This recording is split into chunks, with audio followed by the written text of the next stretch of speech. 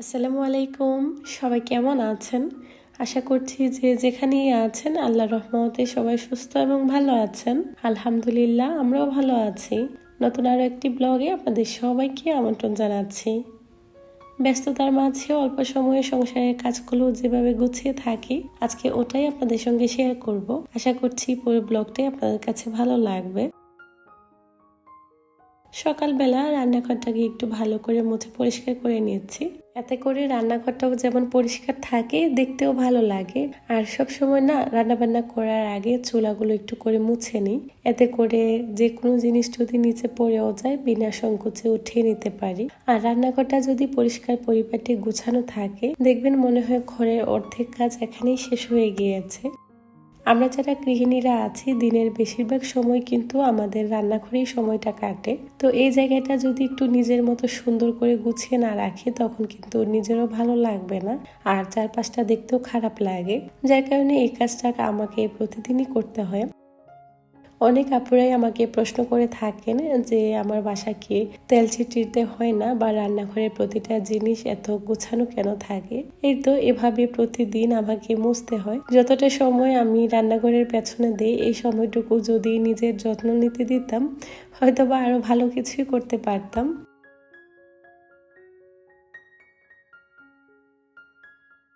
তবে আমার কাছে মনে হয় কি মানসিক স্বাস্থ্য ভালো রাখার জন্য মনটাকে ফ্রেশ রাখতে সবসময় আশপাশ পরিষ্কার পরিচ্ছন্ন থাকাটা অনেক বেশি জরুরি। আর আমি সবসময় সেটাই করে থাকি। কিছু কিছু সময় দেখবেন মন ভালো লাগে না বা কোনো কাজ করতে ইচ্ছে করে না, তখন দেখা যায় আমার ক্লিনিং এর কাজগুলো না একটা থেরাপির মতো কাজ করে। আমি এটা সেটা নিয়ে ব্যস্ত থাকতেই বেশি পছন্দ করি। যে কোনো ছোটখাটো গোছগাছের কাজ আমি তখন নিজের মতো গুছাই। অনেকের এরকম হয় দেখবেন মন খারাপ থাকলে না কোনো কাজকর্ম করতে ভালো লাগে না। তবে আমার প্রায় সময় হয়, তখন দেখা যায় কি আমি এটা সেটা গোছাই বা এই ধরনের ছোটখাটো ক্লিনিং এর কাজগুলো করে থাকি। সব কাজকর্ম গুছিয়ে নেওয়ার পর যখন নিজের সংসারটার দিকে তাকাই তখন এক নিমেষেই মনে হয় সব ক্লান্তি দূর হয়ে যায়। চারপাশ গুছানো পরিপাটি একেবারে চকচকে থাকে, দেখতেও ভালো লাগে। নিজের সব ক্লান্তি না ওখানেই দূর হয়ে যায়। আমরা যারা গৃহিণীরা আছি ঘুরে ফিরে সবার সংসারের কাজকর্ম কিন্তু একই ধরনেরই হয়ে থাকে। তবে ব্যস্ততা কিছুটা ভিন্ন থাকে, কিন্তু ঘুরে ফিরে এই ধরনের কাজ সংসার গুছানো, বাচ্চাদের খেয়াল রাখা, সবার জন্য পছন্দের নাস্তা বানানো, খাবার দাবার রান্না করা, এই ধরনের ছোটখাটো ব্যস্ততা নিয়ে আমাদের সংসারের কাজকর্মগুলো থাকে। সবাই সবার জায়গা থেকে সবকিছু পারফেক্টভাবে গুছিয়ে নেওয়ার চেষ্টা করে, যেমন আমি নিজেও করে থাকি। তবে কতটুকু পারফেক্ট করতে পারছি বা সবার জন্য কতটুকু করি সেটা জানি না, তবে সবসময় কম বেশি এই চেষ্টাটা থাকে। এই ধরনের ঘরের ছোটখাটো অনেক কাজকর্ম থাকে যেগুলো প্রতিদিনকার কাজ প্রতিদিনই গুছিয়ে নিতে হয়। এর পাশাপাশি আমাদের কিন্তু অনেক বড় একটা দায়িত্ব আছে যেটা আমরা অনেক গৃহিণীরাই ভুলে যাই। তবে যারা এটা সুন্দরভাবে ম্যানেজ করতে পারেন তারা আসলেই অনেক বেশি গুণবতী।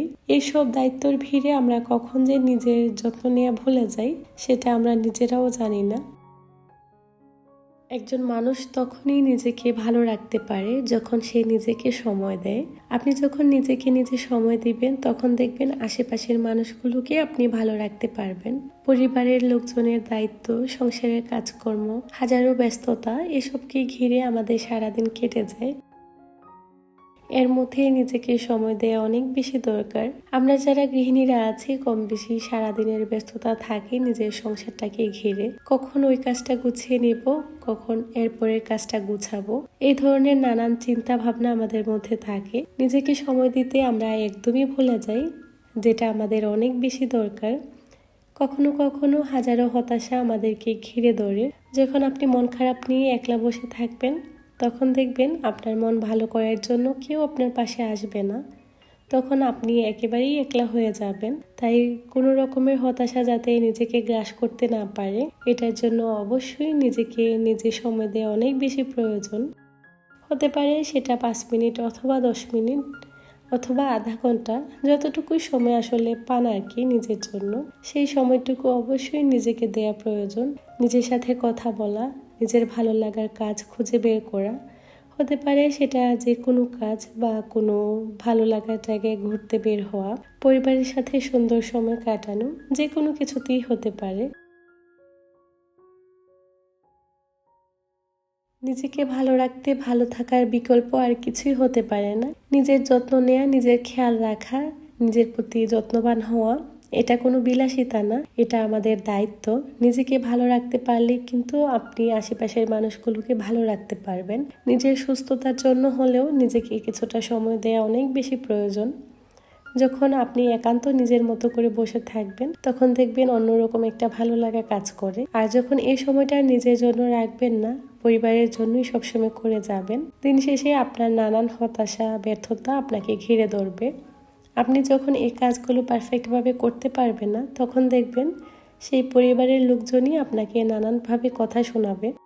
সবসময় যে সব কাজ পারফেক্টভাবে গুছিয়ে নিতে হবে তা না। পরিবারের লোকজন যে আপনাকে সবসময় এপ্রিসিয়েট করবে বা আপনি যে কোনো কাজ করবেন সেটাতে প্রশংসা করবে, সেটা ভাবাও কিন্তু ভুল। কারণ সবার কাজ বা আপনার কাজ সবসময় সবার কাছে ভালো নাও লাগতে পারে। আপনার সব কাজ যে সবার কাছে ভালো লাগবে বা সবাই সবসময় আপনার কাজকর্ম দেখে আপনার প্রশংসা করবে এমনটা নাও হতে পারে। এটা খুবই স্বাভাবিক। আর একটা মানুষ কখনো সব দিক থেকে পারফেক্ট হয়ও না। যতই চেষ্টা করি না কেন, কোনো না কোনো ভুল আমাদের মধ্যে ঠিকই থাকে। মানুষ বৈচিত্র্যময়, নানান ধরনের হতাশা, ব্যর্থতা।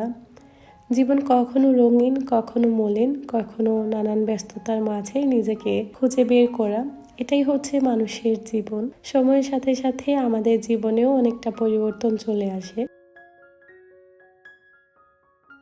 তাই সময়ের সাথে সাথে নিজের প্রতি নিজেকেই যত্নবান হতে হবে, নিজেকে নিজে সময় দিতে হবে। এর থেকে মূল্যবান সময় জীবনে আর কিছুই হতে পারে না। নিজের খেয়াল রাখার দায়িত্বটা নিজেকেই নিতে হবে, কেউ আসবে না সেই দায়িত্বটা নিতে। তাই নিজেকে ভালো রাখার বিকল্প আর কিছুই হতে পারে না। এতক্ষণ যে আপনাদের সঙ্গে কথাগুলো বলেছি, আমি যে খুব একটা দায়িত্ববান বা নিজের প্রতি অনেক যত্ন নিই তা না। তবে মাঝে মধ্যে চেষ্টা করি একটু করে নিজের মতো সময় কাটাতে। যখন ভালো লাগে না, এই তো হুট করেই বাসা থেকে বের হয়ে যাই বা নিজের পছন্দের কোনো একটা জায়গায় যাই, এক কাপ চা নিয়ে বসি, নিজের মতো সময় কাটাই। কম বেশি আলহামদুলিল্লাহ আমি সেই চেষ্টাটা সবসময় করে থাকি। আর জীবনের পাশের মানুষটাকে না নিজের মতো করে পাওয়াটাও অনেক বেশি ভাগ্যের ব্যাপার। যারা জীবনে এ দুটো একসাথে পেয়ে যায় তারা আসলেই অনেক বেশি লাকি। আমি সবসময় চেষ্টা করি যে কিছুটা সময় হলেও নিজের মতো রাখার। কারণ সারা দিন এত বেশি দায়িত্ব, এত ব্যস্ততা, কোন কাজটা করব, কোন কাজটা রাখবো, সেই সব চিন্তা ভাবনা ঘিরে না সারাদিনে মনে হয় এত বেশি ঝামেলায় কাটে। এর মধ্যে কিছুটা সময় যদি একটু নিজের মতো করে কাটাই, নেই কোনো দায়িত্ব, নেই কোনো কাজকর্ম গোছানোর দায়িত্ব, আছে শুধু নিজের ভালো লাগা, তো সেটা একান্তই আমি আমার জন্য রেখে দিই।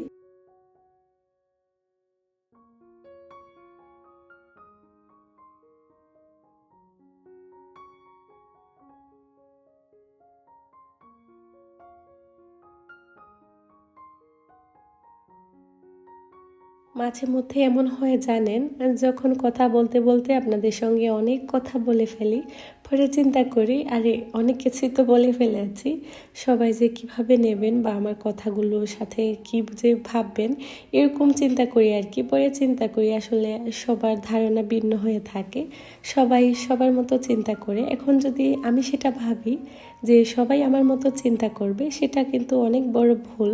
তো ভাবি হয়তোবা আমার থেকে আমার কথাগুলোর সাথে অনেকে অমত হতে পারেন, আর সেটা আমি খুব সহজে মেনেও নিয়েছি। আমার কথাগুলোর সাথে অনেকের অমিল হতে পারে, এটা খুবই স্বাভাবিক। কারণ সবার চিন্তাধারা সব কিছু কখনো একই রকম হয় না, সেটা খুবই স্বাভাবিক। আজকের কথাগুলোর সাথে জানি না আপনারা কতজন একমত হবেন, তবে কিছু কিছু ক্ষেত্রে খেয়াল করে দেখবেন নিজের প্রতি যত্নবান হওয়াটা না অনেক বেশি দরকার। তো যাই হোক, ঘুরতে ঘুরতে আমরা আজকে একটা মার্কেটে চলে এসেছি। সংসারের টুকটাক ছোটোখাটো কাজকর্ম গুছিয়ে তারপর একটু করে সন্ধ্যার পর বাসা থেকে বের হয়েছি। আশা করছি আপনারা ভিডিওটা দেখেই বুঝতে পেরেছেন। কথা বলতে বলতে না ভিডিও সম্পর্কে আজকে তেমন কিছুই বলতে পারিনি। বিকেল করি প্রায় সময় একটুখানি বাসা থেকে বের হই। বৃহস্পতিবার শুক্রবার তো সবসময় বের হওয়া হয়, তবে এর মাঝে যদি একটু সময় পাই তাও বের হই, ভালো লাগে আর কি। আমরা একটা মার্কেটে এসেছিলাম, ওখান থেকে আমি টুকটাক কিছু কেনাকাটা করে নিয়েছি। অনেক আপুরাই আমাকে এটা জিজ্ঞেস করে থাকেন, যার কারণে আসলে বলা। ভিডিও শেষ মুহূর্তে না একটা কথা মনে পড়ে গিয়েছে। একজন আপু আমাকে গত ভিডিওতে কমেন্ট করেছিলেন আমার থ্রি পিসগুলো কোথায় থেকে নেই।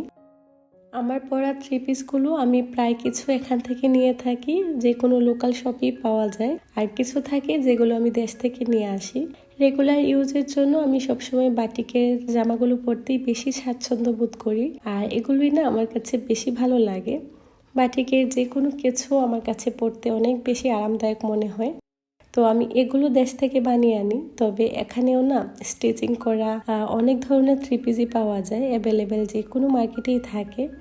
তো আমি সবসময় আসলে এখান থেকেই নিয়ে আসি, তবে গত 3-4 বছর যাবত দেশে যখন যাই ওখান থেকে কিছু নর্মাল রেগুলার ইউজের জন্য থ্রি পিসগুলো আমি বানিয়ে নিয়ে আসি। গত বছর যখন দেশে গিয়েছিলাম তখন ওরকম করে দেশ থেকে কোনো থ্রি পিসই বানিয়ে আনিনি, পরে এখান থেকে বানিয়েছি। যত টাকা দাম দিয়ে আমি থ্রি পিসটা নিব তার ডাবল দাম দিয়ে আমাকে স্টিচিং করে নিতে হয়, মানে এখানে সেলাইয়ের দামটা অনেক পরিমাণে বেশি থাকে। তো যার কারণে মাঝে মধ্যে দেশ থেকে কিছু থ্রি পিস বানিয়ে নিয়ে আসি, যাতে রেগুলার পরতে পারি আর কি। তো আশা করছি আপুর উত্তর পেয়ে গিয়েছেন। তো আজকের ভিডিওটা এ পর্যন্তই। সবাই অনেক বেশি ভালো থাকবেন। আল্লাহ হাফেজ।